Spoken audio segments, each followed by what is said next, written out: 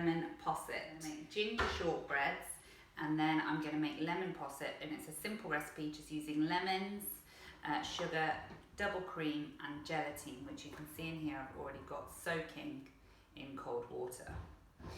And then for your gingerbreads, caster sugar, butter and flour with a bit of ginger in it as well. So the first thing you're going to do is you're going to weigh out all your ingredients.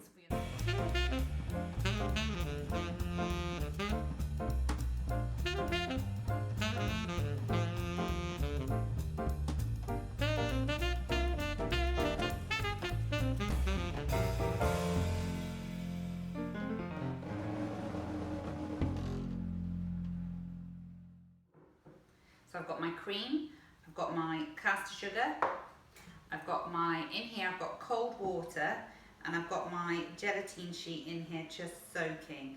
Make sure it's cold water, not warm water, and just set that aside to soak. It doesn't matter how much water because you're going to take it out. And then the first thing I'm going to do is I'm going to zest my lemon. For my lemons, always make sure you zest first before you squeeze. So I'm just going to zest them. Make sure you don't go down through the white pith, you just want to go on the outside of it. Okay, so after you've zested, you're then going to juice your lemons. To do this, you can use a lemon juicer, or like me, you can squeeze it through your hands to catch the pits. Okay, so once you've zested your lemon and juiced your lemon, you're then going to put in a saucepan, non-stick preferably, you're going to put your cream,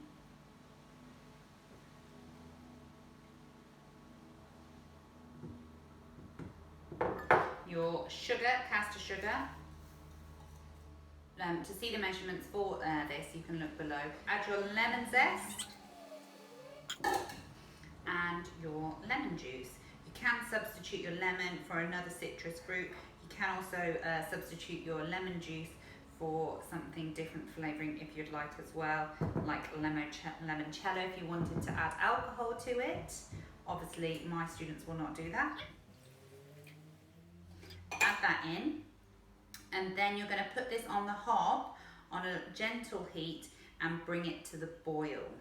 Okay, so next you're going to put your mixture onto the hob, mix it continuously, and you're going to bring this to the boil. You haven't added the gelatine yet. So once it begins to boil,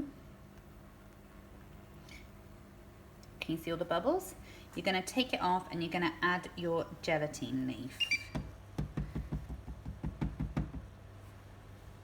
Okay, so once it's boiled, you're going to take it off the heat, and then with your gelatine sheet that's been soaking, you just take it out and you add it to the mixture. I have 2 bags, so you're going to add it into your mixture. And you just stir it to get it to melt and combine. Then once it's combined, you don't have to do this, but if you don't want the little zest in it, you're going to pour it through a sieve, which will make sure it's nice and smooth, and the lemon zest would have infused it anyway. And then just scrape the back of your spoon over it to get it all through. Scrape off the bottom to remove any excess, you don't want to waste any.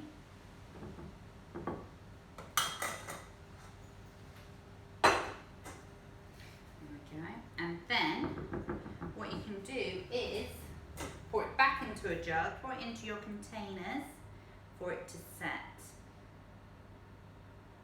So I use leftover little ramekins, or the really good ones are the goo desserts pots. They're perfect size.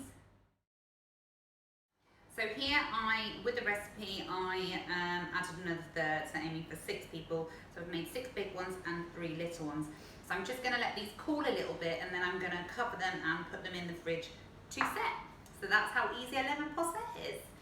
Okay, so now I'm gonna show you how to make the shortbread to go with the lemon posset. So I've got some sugar, some butter. You can actually make the shortbread with margarine, but butter I find gives a better texture. And I've got some plain flour with some ginger spice as well, because I think ginger and lemon go really well together. So the first thing I'm going to do is put in my flour, which is obviously already sieved. I'm going to add in my butter, and then I'm just going to rub this together using the rubbing in method. You can, so just using your fingertips, you don't want to get it on the palm of your hand, and you're just going to rub the butter into the flour. Make sure your butter is cold. Don't use, keep your butter in the fridge till you need it, and it makes it much easier to rub in, and it makes a better texture too. So just rub it in together. Helps if you cut your butter up into little lumps first. And the top tip is to shake your bowl so any big lumps come to the top, and then you can rub them in again easily. Okay, so once it looks like breadcrumbs, you're going to add in your sugar, give that a good mix so it's all combined, and then you're actually going to use the warmth of your hand to squeeze it together into a dough. And then once it comes together in a dough, you can cling film it. So just get your cling film, and you want it to go in the fridge to rest and chill, and then it's easier to work with as well. So once it's together,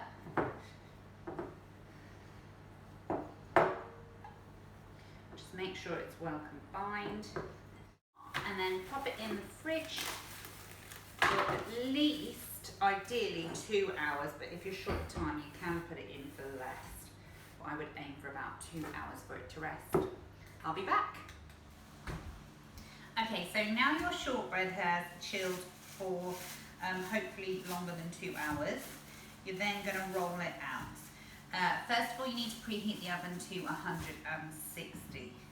All you're going to do is put a little bit of flour on your work surface. Use a flour dresser, don't put lots. And a little bit of flour on your rolling pin, and this will stop it from sticking.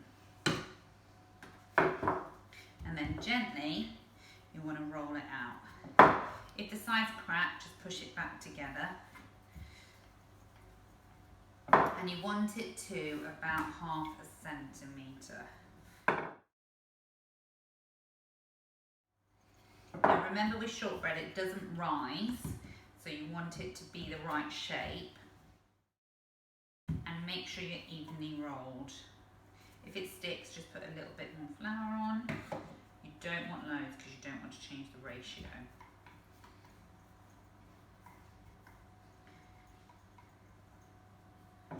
Okay, so the first one I'm going to do, I've got some different shapes. I'm going to do some little gingerbread ones as I've made it ginger flavour. Thought they'd be cute. Remember, do not twist the cutter, so you just push down, don't twist, and push it out to release it. Try and go around the edge and as close together, means less rolling. So nice and gently.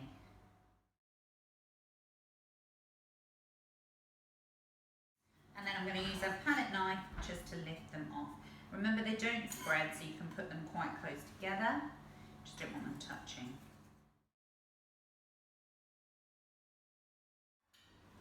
So if you want to decorate them, you can. So you can just pop a fork in them, and then we're going to go in the oven for 8 minutes until golden brown around the edge.